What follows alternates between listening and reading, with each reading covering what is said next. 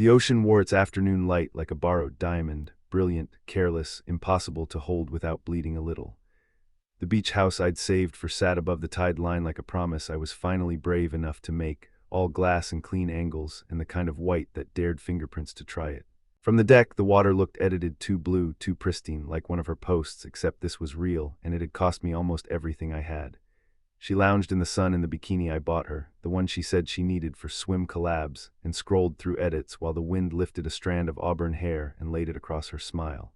When I asked about the future, she didn't look up. "Jake, don't act like we're serious. This is just fun for me." The sentence cracked like a dropped glass bowl, loud, final, impossible to pretend hadn't happened. The deck kept being beautiful anyway. There are moments that rearrange a life by inches. The light didn't change, but color fell out of it. The horizon didn't move, but it looked farther away. I felt something in my chest fold in on itself like a note I'd read too many times. She went back to cropping a sun flare. I went quiet inside, a room where furniture gets covered in sheets. Her best friend Emma laughed from the kitchen, and the sound landed wrong, bright ribbons tied to a busted door. My intention had been so pure it hurt. Bring her to a place that felt like a confession with windows, a yes spelled in shoreline and wine, a long weekend that said, "Here is how serious I am." The obstacle sat 5 feet away in a designer towel, a woman who treated connection like a brand activation, who weighted every moment on a scale that measured only engagement. A gull landed on the railing and tilted its head at me like it knew I was outnumbered. I thought of my spreadsheets, the way they made the world behave, the way numbers acknowledge sacrifice without granting meaning. $4,800 had bought ocean light, a private deck, a hot tub that breathes like a sleeping animal, and the wrecking of an illusion. If money could build a future, this would have been a cathedral. Instead, it was a museum of misread signals. "What are we doing then?" I asked, my voice careful, like leaning on a loose board. She gave me the look people give at airports when the delay goes from maybe to definitely, resigned, vaguely irritated, ready to pivot. "I told you I'm focused on my brand. I'm not ready to lock anything down." A beat. "I'm talking to someone who gets it, Dylan." She said the name like an airline upgrade, casual and unsurprising. A creator with numbers that could help her numbers make more numbers, the arithmetic of affection. The sun kept doing its job, the ocean kept arriving and arriving and arriving. I thought about the smaller proofs I'd mistaken for larger truths, her laughter, which is real, the way she remembered my coffee preference, also real, the way her face lit up for a rooftop shot but dimmed at the idea of a quiet movie at my place, real in a different way I refused to name. I had loved a mood board and called it a person. That was on me. Emma stepped onto the deck then, squinting, reading the weather of our faces like any friend who's seen bad air roll in. "Everything okay?" she asked, the hum of a smoke alarm that hasn't gone off yet. "Totally," Kate said, bright and smooth, and the word totally slid over us like oil. Emma's eyes lingered on me a second longer than courtesy requires. She wasn't stupid. I didn't blow up. The anger that wanted to stage a scene found no purchase. The house was too elegant for shouting, the view too uninterested in human heat. Instead, I did what I do when plans collapse. I ran contingencies in quiet. I thought about the car repair I'd covered, about texts where I was asked to be 5 places at once, about the mystery boyfriend aesthetic where my jacket existed more fully online than I did in the relationship. I thought about the moments I mistook for intimacy that were actually production meetings with good lighting. Then I stood, took my coffee cup, and said, "I'm going to grab a shower." In the bathroom mirror, I looked like a man who had just learned that love and strategy are not synonyms.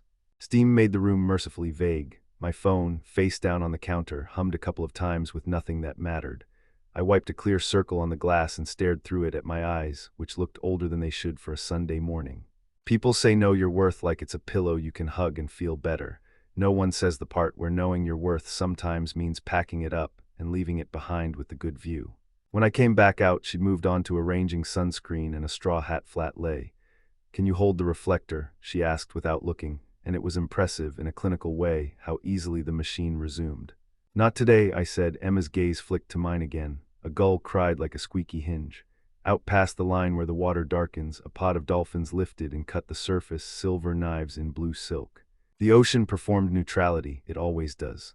Open loop. I didn't know it yet, but the story she would tell later about this weekend would be loud and wrong, and I would need to decide whether to fight it in public or build a quieter truth that lasted longer.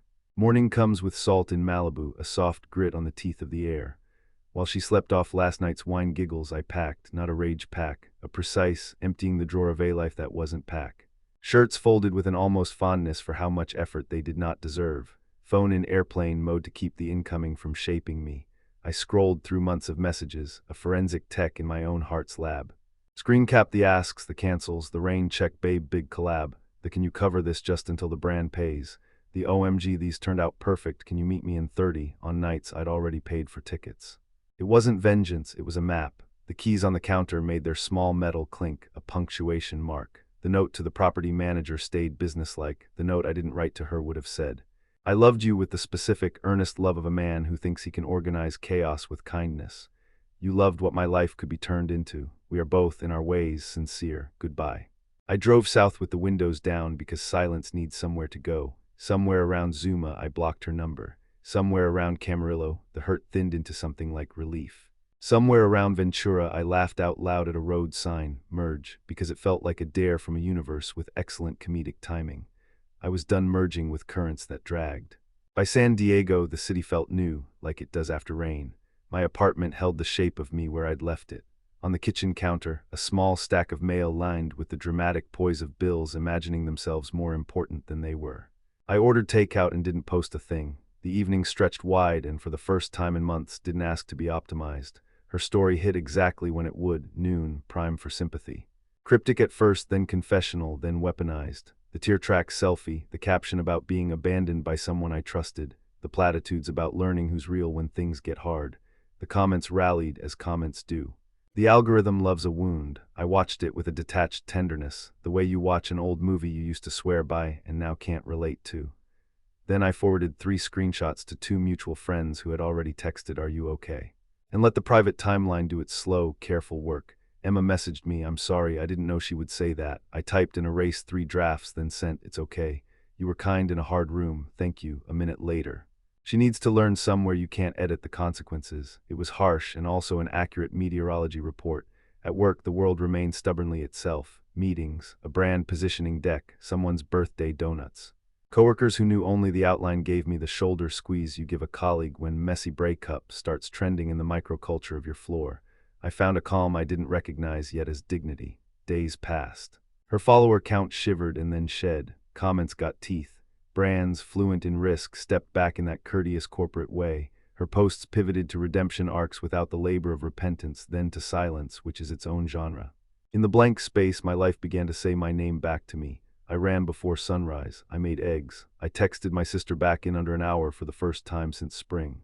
I said yes to a volunteer shift at a marine fundraiser my company was sponsoring because the invitation felt like an opening that led somewhere that wasn't a mirror. At the pier, a woman explained coral bleaching to a kid who kept yelling Nemo at every orange shape. She had wind-wild hair and a voice that made facts sound like mercy. Bait. When she laughed about my story, wait, she used your hands as content for 6 months. That's not romantic mystery, that's witness protection for boyfriends. I laughed too, not mean but free.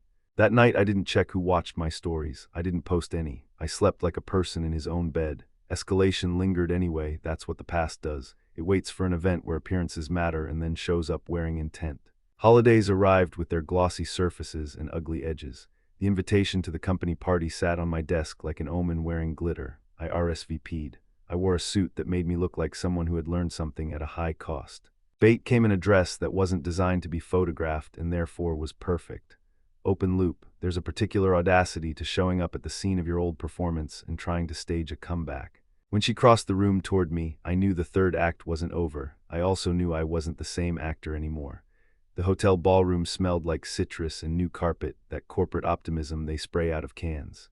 Lights pooled on white tablecloths like domesticated moons. Laughter made polite circles. I felt Bates' fingers lace with mine under the table, and something in me unclenched the way a fist slowly realizes it's holding nothing. Then I saw her, Kate, moving through people like a ship that hadn't heard about icebergs. The dress was expensive, the smile was too, but on sale. She found our table like a heat-seeking device finds its target.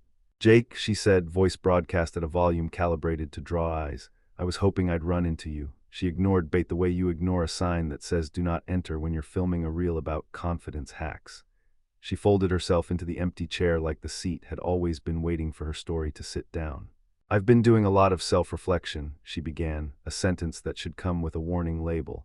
"I realized I made huge mistakes. I keep coming back to the fact that you were the real one." "Kate," I said, steady. This is Bait. I let the word girlfriend land with the weight it deserved. Bait smiled a scientist's smile, the kind that says I study patterns. Kate's face flickered, recognition, calculation, something like panic wearing perfume. She doubled down. We had something special, she said, angling her body toward me like the room was a camera. I wasn't ready then, I am now. It's not about followers or content. She said content in a ballroom as if the word weren't a ghost at this banquet. You told me not to act like we were serious, I said gently. The sentence returned to its original owner like a package marked RTS. Around us, a hush bloomed, the quiet of people trying not to be seen watching. You said I was practice. The word practice made a couple at the next table look down into their drinks as if answers lived there. Her eyes shone with the beginning of tears she could weaponize if she needed to. I was confused, she said. I was scared of real intimacy. The excuses were rehearsed, but the fear in them had a heartbeat. I believed that she believed it in that moment, and I also believed belief isn't the same as change. Bait touched my knee. The kindness in the gesture felt like a bench in a long museum. I'm already building something, I said, looking at Bait, and love didn't need its own music to be audible. With someone who never asked me to be a backdrop. The sentence looked good in the air. I let it stay there. A manager approached, lips tight with the strain of keeping events on rails. Everything okay here? He asked with party planner charm. Yes, I said, we're done. Kate's mouth did that brittle smile that reads well in thumbnails and poorly in person. She stood. For a second, I saw the girl from the wedding reception, the one who made me laugh at the groom's 8th dip, the one who said California like a dare to the sky. Compassion and boundary shook hands, neither needed a speech. She left in a rush of perfume and eyes. Later, in the bathroom mirror, a different man adjusted his tie. Not better, not worse, just different. On the way back to the table, I passed the hallway where, months ago, I might have followed her to hear a last private pitch. I didn't turn. Weeks rounded into months with a softness I didn't know life could have. Bait and I arranged our Saturdays around tied charts and bad lighting. We ate sushi in a place with fluorescent bulbs that made everyone look like the truth. I learned the names of creatures that hide in plain sight. She learned that marketing, when done well, is just story with responsibility. We talked about futures without auditioning them for an audience, but the ocean has tides for a reason. One afternoon, a DM slipped past blocks through a new account. I miss you. Another, we should talk. Then the escalated post, the space gray apology graphic with a paragraph about growth that mentioned me without naming me. It gathered sympathy like pollen. I typed nothing. I did nothing. Doing nothing was a discipline I had not practiced before. It tasted clean. Emma texted. She's sliding back into old patterns. I'm stepping back. You good? I sent a selfie of me and Bait in terrible tide pool light, hair wild, faces sunburned and uncurated. The caption, so good. Emma hearted it and then, in a second bubble, proud of you. Open loop, healing isn't a straight road. It's switchbacks that look like circles until the view changes. I didn't go back, but a story still needed ending, not online, not loud, quiet, deliberate, final. Summer returned like it had forgiven last year. I rented a different beach house, not a cliff showpiece, not an Instagram thirst trap with an address. A squat, weathered place with a porch that creaked exactly where a porch should. We went for the same reason as before, with a different heart. On the first evening, the horizon was a line drawn with a blunt pencil. Pelicans skimmed it like old men on longboards. Bait sat with her knees tucked up, hair salted into ropes, and read out loud from a dog-eared field guide about invertebrates that sound made up. I grilled fish badly, we ate it happily. Nothing about it would have posted well. Everything about it did something better. The phone buzzed once around 9, a San Diego number I knew by the feeling it produced. I let it go. It buzzed again and left a voicemail without leaving a mark on the night. Later, washing dishes with the screen door open to the tide, I listened. Her voice was the small one she used when the performance stopped. Jake, it's me. I'm sorry. For the house, for everything, I thought power meant never needing anyone enough to be kind. I was wrong. You don't have to call me back. I just wanted you to know I know. I set the phone down like it could break. I didn't call back. Forgiveness can be true at a distance. In the morning, we walked the shoreline with coffee that tasted like smoke and sleep. The water was cold on our ankles, an honest shock that made us laugh. A kid nearby shrieked every time a wave touched him, and then chased the next one like he hadn't learned a thing. Bait pointed at the place where the wet sand reflects the sky so perfectly it looks like you're walking on cloud leftovers. Look, she said, and it was an instruction and a vow. We talked about moving in, about a couch that forgives naps, about a shelf for wet rocks that will, inevitably, collect on our table like small moons. We talked about a future where love is not an algorithm but a tide, regular, strong, sometimes messy, always returning. The intention was clear and strong in me, a life that doesn't require proof beyond its own quiet. The obstacle now was memory, the echo chamber of a beach house where someone once told me to temper my hope. Echoes fade when new sounds move in. On our last night, we turned off the porch light and let the dark be honest. The waves made their old promises. I felt at last what I had wanted to feel on that high-gloss weekend months ago, chosen not for what I could amplify, but for who I am when no one is looking. The deckboards held. The sky did not ask to be captured. We went to bed while the tide breathed. Resolution note, there was no war to win, no viral moment to erase what had happened. There was this. A decision made daily to not turn a life into content, to not turn pain into theater, to not answer every knock. The past would still DM sometimes under new names. We let it sit unopened until the notification dissolved into the ordinary air. Another summer will come with familiar heat and a new kind of test, the kind that doesn't announce itself with captions but arrives in person, asking to be seen without a filter. The choice then will be the same as now, build quietly or perform loudly and lose the thread. The first night we shared Elise, it rained in San Diego like the city had decided to forgive itself for being beautiful all the time. Boxes leaned against walls like tired travelers. We ate on the floor. The place smelled like paint and possibility. Bait taped a photo of a coral cross-section to the fridge. I slid a magnet over it shaped like a pelican wearing sunglasses. We built a home out of these small, unshowy agreements. Old habits ping even when you've muted the thread. The growth post cycle spun back up from an account with a new handle and the same rhythm. A mutual friend sent a screenshot with a question mark. I replied with a thumbs up and a picture of the dinner we'd cooked that looked like beige and tasted like comfort. The algorithm cannot metabolize contentment, that's its flaw in our luck. Real tests don't trend, they arrive disguised as Tuesdays. Bates' grant didn't come through. My campaign metrics dipped and made a C-suite uneasy. Money, that dependable vandal, jimmied the locks of our peace. We got snappish over ridiculous things, whose turn to take the trash, why the sponge felt weird. We caught ourselves acting like strangers in a kitchen and stopped. I'm sorry, I said first, because I'd spent enough time proving things to understand that an apology is a better proof. She said it back, and the air slid back into the room. On a weekend, we drove up the coast with no reservations. We found a motel with a vacancy sign missing a letter, cheap enough to feel like a dare. There was a beach there no one had optimized, and it held our footprints like a promise to remember us and also to let us go. We swam in a gray morning that made our bones ache, and then warmed up under towels that left lint on our shoulders. It was imperfect in the ways that make memories stick. I saw Emma once at a coffee shop. She waved me over, and we did that gentle chit-chat people do when the label for what they were to each other doesn't exist. She's doing okay, Emma said, like she was giving me the weather for a city I used to live in. Different job, fewer posts, more I don't know, more human sometimes. I nodded. Me too, I said. We smiled like people who have decided to be kind to old chapters. That night, Bate and I wrote our own rules on a napkin like a game. No weaponized silence, no keeping score, no phones at dinner unless a whale breaches in the marina and we need to tell everyone we love. We signed it with our initials like kids. It's on our fridge under the Pelican. We break them sometimes. We start over. Starting over is the most adult thing we do. Open loop. Peace is a good baseline, but life will knock eventually, wearing a face from before. When it did, I found I didn't need a speech or a scene, just a sentence I meant. It was a Saturday at the farmer's market, sun on tomatoes, bees confused by rosemary, a busker making Hallelujah feel like it remembered its own lyrics when I saw her again. No entourage, no ring light. Just a person in a hoodie holding a basket like it might float her. She noticed me, and the look that crossed her face wasn't performance. It was the complicated thing you feel when you walk past a street you once got lost on and loved anyway. Hey, she said, the word had weight now. We stood in a pocket of shade made by a canvas tent in the past. Bate squeezed my hand and drifted toward the bread stand with the grace of someone who knows the difference between privacy and secrecy.